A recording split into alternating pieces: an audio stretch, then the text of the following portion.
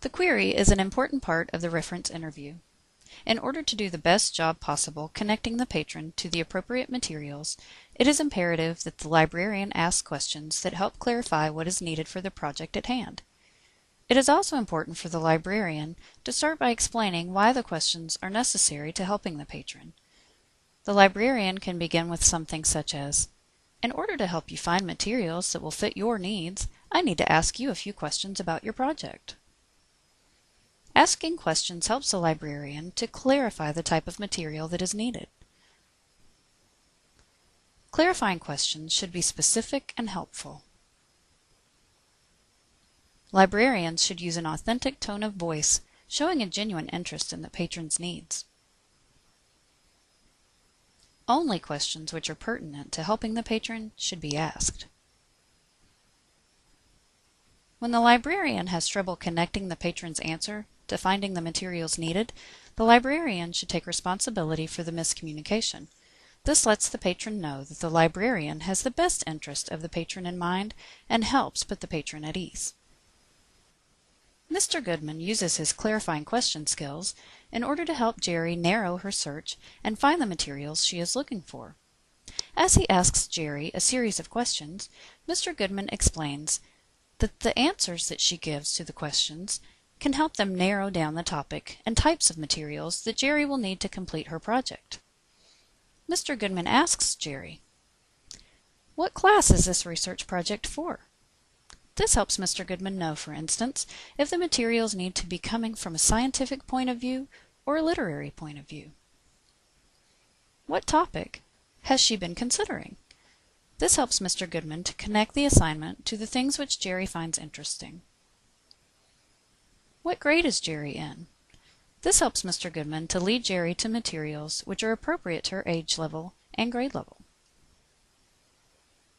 When the specific requirements of the assignment are given, this helps Mr. Goodman lead Jerry to materials that meet the requirements.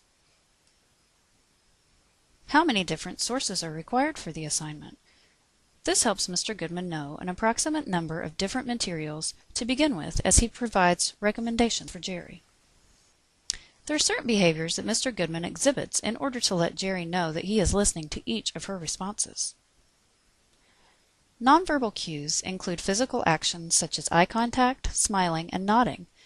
These help Jerry know that Mr. Goodman is taking her responses seriously and that he will do his best to guide her to materials which will be suitable to her assignment. In discriminative listening, Mr. Goodman asks a series of questions to help him to gain an accurate understanding of what Jerry is saying. In comprehensive listening, Mr. Goodman uses deductive skills in order to determine what Jerry is not saying in exact words. By rephrasing what Mr. Goodman understands Jerry to be saying, he gives Jerry the opportunity to correct him if he has misunderstood. Mr. Goodman uses empathic listening to show that he understands Jerry's frustrations with her previously negative experiences when searching for materials at the library. This helps put Jerry at ease, and Mr. Goodman is able to get Jerry to speak more in depth about what her needs are for this project, because she feels that he understands. Mr. Goodman paraphrases what he thinks he hears Jerry to be saying. This not only helps Mr. Goodman to be sure that he has heard correctly, but it also provides Jerry the opportunity to correct any misinterpretation made by Mr. Goodman, and she's also able to think of things that maybe she had missed in the assignment before. Through the use of specific questions, by attending to Jerry's answers, and by using positive listening skills, Mr. Goodman is able to help Jerry narrow down her topic and find the materials that can be of the most help and most use to her research project. Jerry has had a positive library experience and has located the materials that she needs to complete her project.